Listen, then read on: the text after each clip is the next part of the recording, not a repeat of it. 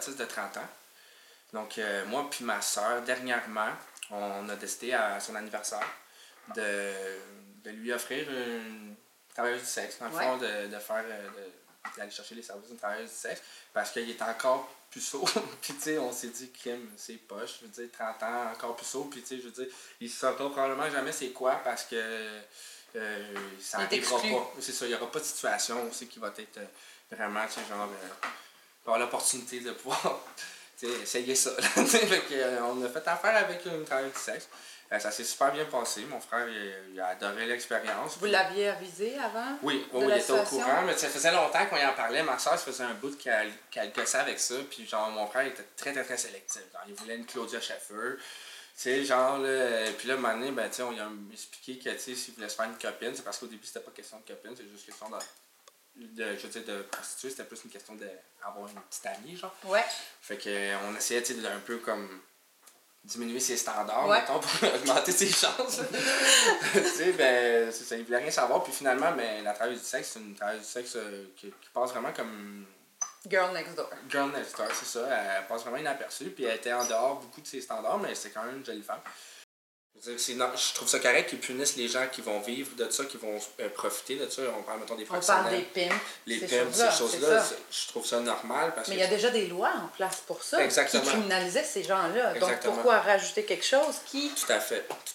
C'est là que je vois qu'il y a une injustice. Je me dis, si on devrait criminaliser ça, ça devrait se faire criminaliser complètement pour tout le monde. Sinon, je trouve que c'est de l'hypocrisie. Puis je suis tout à fait en désaccord avec ça. Je trouve que ça n'a pas d'allure. L'idée que mon frère autiste se ramasse dans une... Parce que là, en plus, il a connu ça. Ouais. Fait que t'es obligé de dire maintenant... Ah, tu peux plus y enlever. Avec mon expérience, mais je sais que je peux soutenir des gens, les accompagner, leur montrer, tu sais. Puis j'ai plusieurs de mes clients, moi, qui, justement, par exemple, qui avaient du sexe, je sais pas moi, une fois par année avec leur femme. Puis quand la relation termine, ils ont-tu le goût d'explorer? Ben. Puis là, ben, c'est pas facile quand t'es rendu une cinquantaine d'années d'aller sur des sites de rencontres, trouver des gens, tandis que nous, on est là, c'est facile. Tu payes, tu as ton service. Voilà. Puis j'ai des clients réguliers, moi, qui explorent, puis ils me posent des questions, puis ils apprennent à se laisser aller parce qu'ils ont toujours été réprimés. Puis là, ben, ils se rendent compte qu'ils peuvent se laisser aller avec moi, fait qu'ils deviennent un petit peu plus comme mâles. Confiants. Puis j'apporte ça. J'ai un monsieur là, dans ma vie, moi, qui est une personne de petite taille, qui a une maladie osseuse. Il fait comment? Puis ben, je le rends heureux. Il me dit, il m'a dit, tu m'as sauvé la vie. C'est-tu beau, ça? C'est pas une paye, tu sais, ça, c'est une paye. Ça, c'est moi, l'argent, c'est comme n'importe quoi. Ah, fais ça pour l'argent. Encore une fois, n'importe quel travail, tu le fais pas pour l'argent, toi? C'est pas pour manger? C'est pas pour payer ton loyer? Ben oui, moi aussi.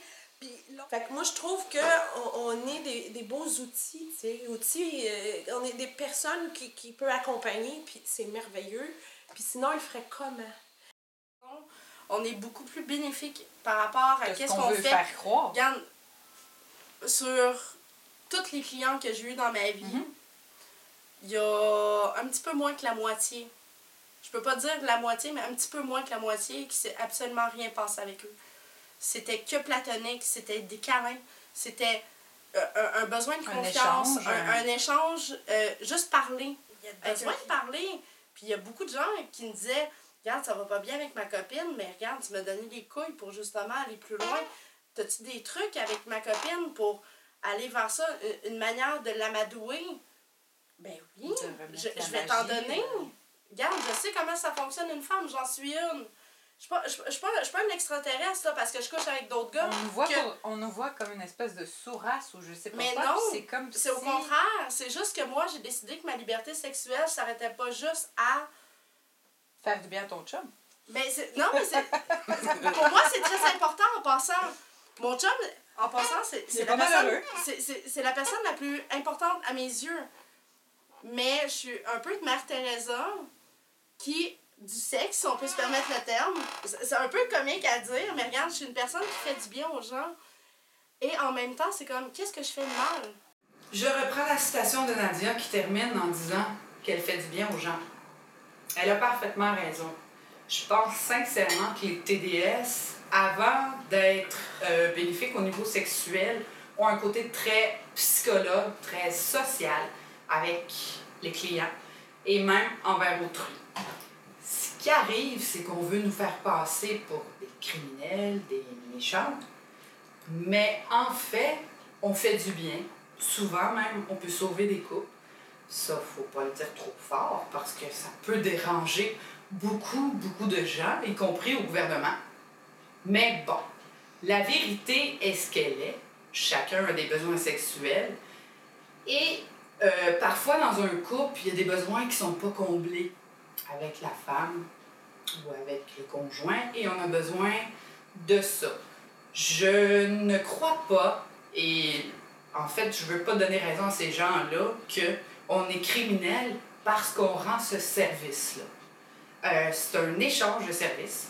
C'est des adultes consentants. Et j'ai rarement vu des clients qui sortaient d'un service la mine basse. Au contraire. Donc, peut-être qu'on a un constat à faire, à se rendre compte aussi qu'aujourd'hui, en 2015, les femmes et les hommes ont des besoins sexuels qui passent parfois au-delà de l'argent, de l'amour et tout ça. On donne l'exemple de quelqu'un qui travaille trop. Il fait comment pour aller serrer son cou quand il en a envie une fois de temps en temps à 3 heures du matin? Si les services de travailleuses du sexe n'existent plus, peut-être qu'on va encore voir des choses qu'on n'a plus envie de voir et qui ont baissé depuis le fait que nous sommes décriminalisés, entre guillemets. Je dirais même parfois que ça peut peut-être aller jusqu'au suicide, les besoins que les gens ont. J'ai eu beaucoup d'histoires très touchantes de clients qui avaient simplement besoin d'être écoutés, mais qui n'avaient pas envie d'aller voir une psychologue parce qu'ils ne pensaient pas qu'ils seraient compris. On fait quoi avec ces gens-là demain? Je pense qu'on a un constat à faire en tant que société et il faudrait peut-être arrêter de voir le sexe comme le diable. I'll roll into one, I'm a bad